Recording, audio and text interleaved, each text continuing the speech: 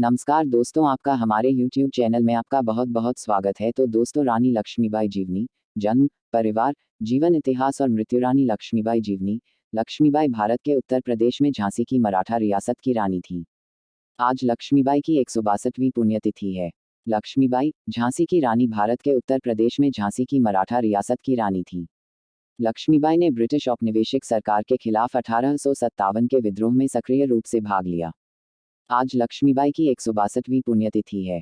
Colonel संतोष बाबू जीवनी, जन्म, शहादत, शिक्षा, परिवार, सैन्य करियर और अंतिम संस्कार। रानी लक्ष्मीबाई, जन्म, परिवार और शिक्षा। रानी लक्ष्मीबाई का जन्म मणिकर्णिका तांबे के रूप में 19 नवंबर 1857 को एक मराठी करहाडे ब्राह्मण परिवार में मोरोपंत तांबे पिता और भागीरथी सप्रे मां के घर हुआ था। लक्ष्मीबाई जब 4 साल की थीं, तभी उनकी मां का निधन हो गया। उनके पिता बिठूर जिले के पेशवा बाजीराव द्वितीय के लिए काम करते थे। रानी लक्ष्मीबाई घर पर ही शिक्षित थीं और पढ़ लिख सकती थीं। उन्हें निशानेबाजी, घुड़सवारी, तलवारबाजी और मल्लखंभ का भी प्रशिक्षण दिया गया था। उसके पास 3 घोड़े हैं, सारंगी, पवन और बादल।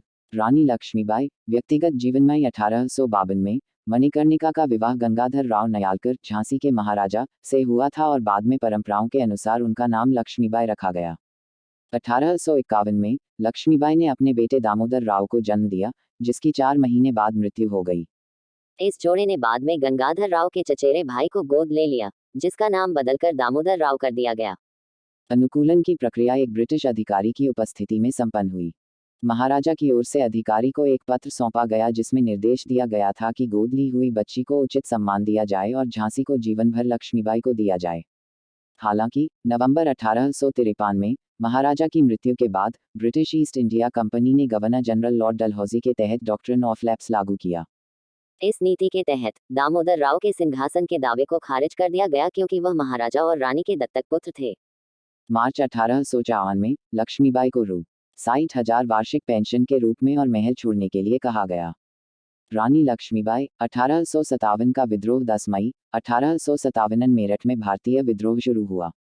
जब यह समाचार झांसी पहुंचा, तो लक्ष्मीबाई ने अपनी सुरक्षा बढ़ा दी और अपने लोगों को यह विश्वास दिलाने के लिए हल्दी कुमकुम समारोह आयोजित किया कि अंग्रेज कायर थे और उनसे डरने की कोई आवश्यकता नहीं है। जून 1858 में 12वीं बंगाल नेटिव इन्फेंट्री ने झांसी के स्टार किले को जब्त कर लिया, अंग्रेजों को हथियार डालने के लिए राजी कर लिया और उन्हें कोई नुकसान नहीं पहुंचाने का वादा किया, लेकिन इन्फेंट्री ने अपनी बात तोड़ दी और ब्रिटिश अधिकारियों का नरसंहार किया। हालांकि इस घटना में लक्ष्मीबाई की संलिप्तता अभी भी बहस का विषय है। सिपाहियों ने लक्ष्मीबाई को महल उड़ा देने की धमकी दी, झांसी से बहुत धन प्राप्त किया और इस घटना के 4 दिन बाद वहां से चले गए। ओरछिया और दतिया राज्यों ने झांसी पर आक्रमण करने और उन्हें आपस में बांटने की कोशिश की। लक्ष्मीबाई ने ब्रिटिश सरकार से मदद की गुहार लगाई, लेकिन उन्हें कोई जवाब नहीं मिला क्योंकि ब्रिटिश अधिकारियों का मानना था कि वह नरसंहार के लिए जिम्मेदार थीं। 23 मार्च 1858 को ब्रिटिश सेना के कमांडिंग ऑफिसर सर ह्यू ग्रोज ने रानी से शहर को आत्मसमर्पण करने की मांग की और चेतावनी दी कि अगर उसने इनकार कर दिया तो शहर को नष्ट कर दिया जाएगा।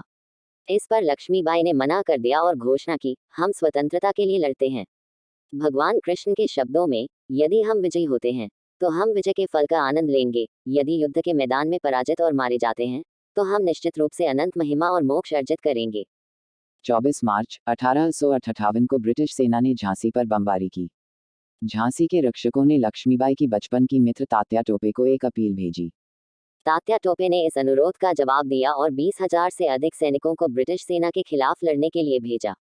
हालांकि सैनिक झांसी को छुड़ाने में नाकाम रहे। जैसे जैसे विनाश जारी रहा, रानी लक्ष्मीबाई अपने बेटे के साथ अपने घोड़े बादल पर किले से भाग निकली। बादल की मौत हो गई, लेकिन वे दोनों बच गए। इस समय के दौरान वह अपने गार्ड खुदा बख्श बशारत अली, कमांडेंट गुलाम गौस खान, दोस्त खान, लाला भाव बख्शी, मोतीबाई, सुंदर मुंदर, काशीबाई, दीवान रघुनाथ सिंह और दीवान जवाहर सिंह द्वारा अनुरक्षित थी। वह गुप्त रूप से मुट्ठी भर पहरेदारों के साथ कपली चली गई और तात्या टोपे सहित अतिरिक्त विद्रोही सेना में शामिल हो गई। 22 मई 1858 को ब्रिटिश सेना ने कपली पर हमला किया और लक्ष्मीबाई हार गईं। रानी लक्ष्मीबाई, तात्या टोपे और राव साहब कपली से ग्वालियर भाग गए। वे तीनों शहर की रक्षा करने वाले भारतीय बल में शामिल हो गए। वे ग्वालियर के किले पर उसके सामरिक महत्व के कारण कब्जा करना चाहते थे। विद्रोही ताकतों ने बिना किसी विरोध का सामना किए शहर पर कब्जा कर लिया और नाना साहब को मराठा साम्राज्य के पेशवा और राव साहब को अपना गवर्नर घोषित कर दिया। लक्ष्मीबाई अन्य विद्रोही नेताओं को बल की रक्षा के लिए राजी करने में सक्षम नहीं थीं और 16 जून 1858 को ब्रिटिश सेना ने ग्वालियर पर एक सफल हमला किया। रानी लक्ष्मीबाई मृत्यु 17 जून को ग्वालियर के फूलबाग के पास कोटा की सराय में ब्रिटिश सेना ने रानी लक्ष्मीबाई की कमान वाली भारतीय सेना पर हमला किया। ब्रिटिश सेना ने 5000 भारतीय सैनिकों को मार डाला। रानी लक्ष्मीबाई असंगठित थीं और घायल हो गई थीं। उसकी मौत पर दो मत हैं। कुछ लोगों का कहना है कि सड़क किनारे उसका खून बह रहा था और सिपाही ने उसे पहचानते ही उस पर गोली चला दी। उसे अपनी कार्बाइन के साथ भेजा गया था। हालांकि एक अन्य दृष्टिकोण यह है कि वह घुड़सवार सेना के नेता के रूप में तैयार थी और बुरी तरह से घायल हो गई थी। रानी नहीं चाहती थी कि ब्रिटिश सेना उनके शरीर पर कब्जा करे और साधु को इसे जलाने के लिए कहा। रानी लक्ष्मीबाई की मृत्यु 18 जून 1858 को हुई थी।